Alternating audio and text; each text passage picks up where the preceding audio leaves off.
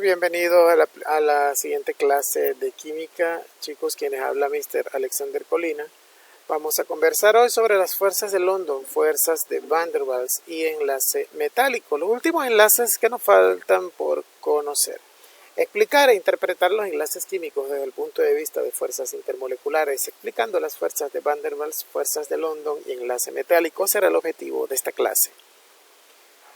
En físico-química, las fuerzas de Van der Waals o interacciones de Van der Waals son las fuerzas atractivas o repulsivas entre moléculas distintas a aquellas debidas a un enlace intermolecular, bien sea iónico, metálico o covalente tipo reticular, o a la interacción electrostática de iones de moléculas neutras. El término incluye la fuerza entre dos dipolos permanentes.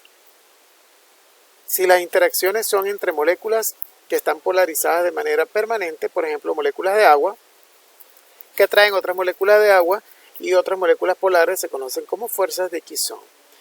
Explico aquí. Van der Waals es el apellido o es el nombre de un gran científico cuya mayor contribución en las ciencias de la física y la termodinámica estuvo en que él fue quien modificó la ecuación de los gases ideales, la que mejor describía a los gases de la manera más ideal, la modificó tomando en cuenta lo que era el tamaño de las moléculas en átomos simples e incluso las interacciones que existían entre estas. Ese aporte tan importante viene del hecho de que es de los científicos o físicos y termodinámicos que se dan cuenta que las interacciones moleculares existen, sobre todo en moléculas que tienen características diferentes. ¿Y a qué se deben estas interacciones? Fíjense que en la clase pasada conversábamos de que hay dos tipos de enlaces en química. Hablamos de los enlaces intramoleculares, porque son los que unen los átomos y forman las moléculas. ¿Cuáles son esos enlaces intramoleculares? Los enlaces covalentes y los enlaces iónicos, lo que hemos visto hasta ahora, los enlaces dativos. Pero los enlaces intermoleculares, es decir, entre moléculas que están en un mismo ambiente, son de otra naturaleza. No son por compartición de electrones, sino por atracción o por repulsión, debido más que todo a las cargas electrostáticas que existen en los átomos cuando se forman las moléculas. Hemos dicho innumerables veces que moléculas como el agua, que son moléculas covalentes, están formadas por átomos cuyas características de electronegatividad difieren grandemente. Por ejemplo, en el caso del agua, hablamos de que está constituida por un átomo de oxígeno y dos de hidrógeno, sabiendo nosotros que el oxígeno es tan electronegativo, porque de hecho en la molécula de agua quedan dos pares de electrones no enlazantes. ¿Ok? Esto, por supuesto, es la causa de que la molécula de agua forme un gran dipolo. ¿Y qué es un dipolo? Vuelvo y repito, lo hemos dicho en clases anteriores. Un dipolo es un sistema que tiene una carga positiva y una carga negativa. Una molécula que tiene un extremo o un punto más positivo que otro, porque el otro es más negativo, es un dipolo. Es como los polos de un imán. Creo que en ciencias naturales muchos hemos visto lo que es un imán y sabemos que un imán tiene un polo negativo, un polo positivo, que generalmente lo llaman un polo norte, un polo sur. Y hemos visto en ciencias naturales que los polos diferentes se repelen y los polos diferentes se atraen e iguales se repelen. Lo mismo ocurre con las cargas electrostáticas. Cargas electrostáticas iguales, positivas se repelen, diferentes se atraen. Estas cargas electrostáticas son responsables de que en muchas moléculas ocurra una interacción de atracción entre ellas y en otras, por la naturaleza de estos dipolos, en lugar de atraerse más bien se repelen, porque las cargas unas están más ocultas que otras y al tener todas la misma carga hacia la superficie, las moléculas tienden más bien a repelerse.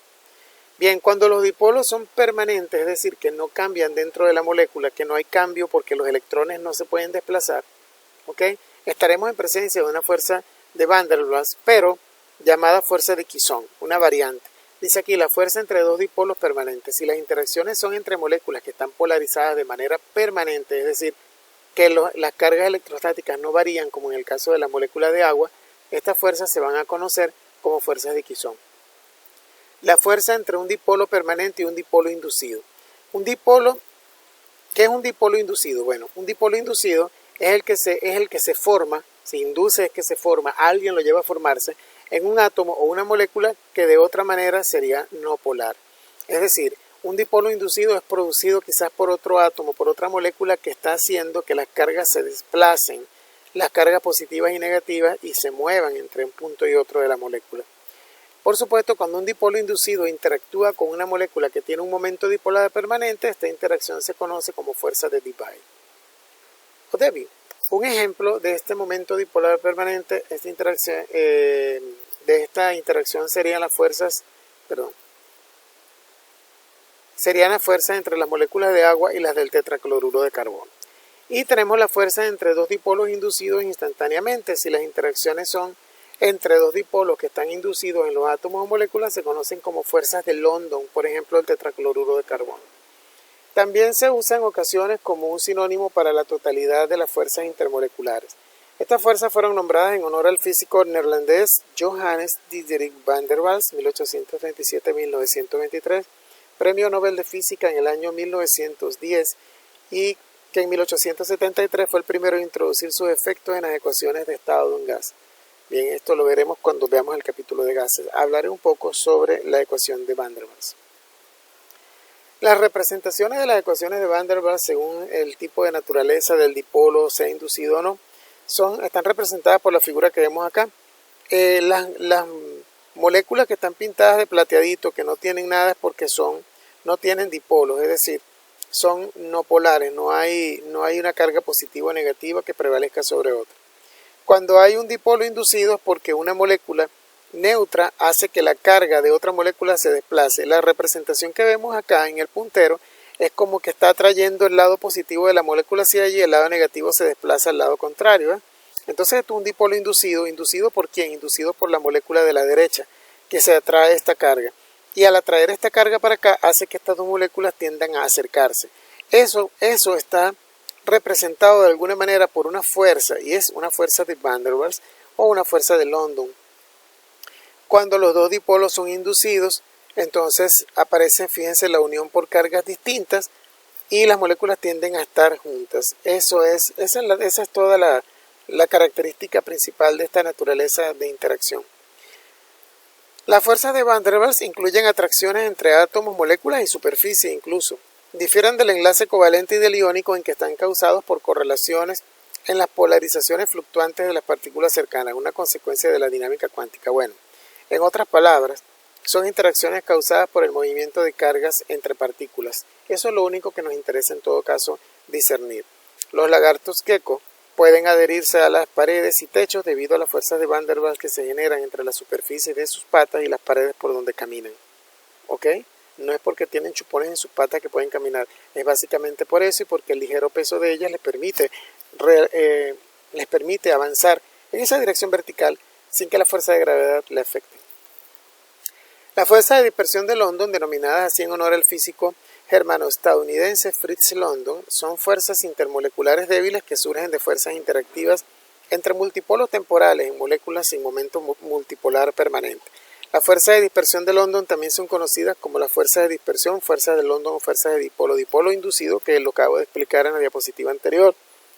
Las fuerzas de London pueden ser exhibidas por moléculas no polares, debido a que la densidad electrónica se mueve alrededor de la molécula de una manera muy probabilística. Entonces, la fuerza de dispersión de London, en resumen, sucede en moléculas no polares, son más débiles que las otras, y los polos en esta molécula son intermitentes, es decir, aparecen y desaparecen según la cercanía a algunos átomos, ¿ok? El polo negativo, el polo positivo.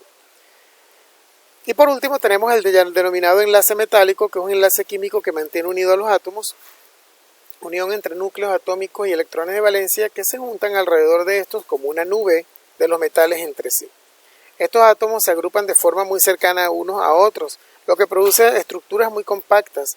Se trata de líneas tridimensionales que adquieren estructuras tales como la típica de empaquetamiento compacto en esferas, hexagonal compacta, cúbica centrada en la cara o cúbica centrada en el cuerpo, es decir, las llamadas redes cristalinas en sólido, pero básicamente en metales, que por eso es que son tan estructuradas. Y es una característica de los sólidos, de hecho, en este tipo de estructura, cada átomo metálico está rodeado por otros 12 átomos, 6 en el mismo plano, 3 por encima y 3 por debajo, cuando estamos hablando de las tridimensionales, que estamos hablando de las cúbicas centradas en la cara y en el cuerpo. Además, debido a la baja electronegatividad que poseen los metales, los electrones de valencia son extraídos de sus orbitales. Este enlace solo puede estar en sustancias en estado sólido. Es una característica de los sólidos, de hecho. Los metales poseen algunas propiedades características que los diferencian de los demás materiales. Suelen ser sólidos a temperatura ambiente, excepto el mercurio, que tiene un punto de fusión alto, por eso es el único metal que aparece como líquido en la naturaleza, en condiciones ambientales, y también bien peligroso. El enlace metálico, porque es muy tóxico. El enlace metálico es característico de los elementos metálicos, obviamente. Es un enlace fuerte, primario, y que se forma entre elementos de la misma especie. Estas son las características más importantes. Demuestro un esquema de cómo se forman estas redes cristalinas. Vemos cómo las cargas electrónicas aparecen alrededor de los núcleos de los átomos como nubes, y estas nubes electrónicas, dice, cada átomo está unido a varios átomos vecinos por electrones que son relativamente libres de moverse a través de la estructura tridimensional. Esta es la principal característica de una estructura metálica, de un cristal sólido de tipo metálico. Esta nube de electrones que se mueven alrededor de los núcleos, que están perfectamente ordenados en formas geométricas regulares, están siempre allí presentes. Bien, y estas nubes electrónicas son las que permiten la unión, la cercanía de estos núcleos. ¿Por qué un metal conduce también la electricidad? Porque cuando son inducidos a una diferencia de potencial, es decir, cuando tú sometes a un metal a corriente eléctrica, a una diferencia de potencial, estos electrones inmediatamente se mueven como el agua, moviéndose hacia el lado donde sea inducida la carga, y esto es lo que constituye el flujo electrónico en los materiales, la electricidad. Es la causa por la que ellos transmiten también la electricidad. En la figura del medio, esos electrones están pintados, los que están pintaditos de azul, y los núcleos los que están pintados de naranja. Esa es la explicación más sencilla que te puedo dar sobre cómo están estructurados los metales. Sea de provecho tu clase. Hasta la próxima.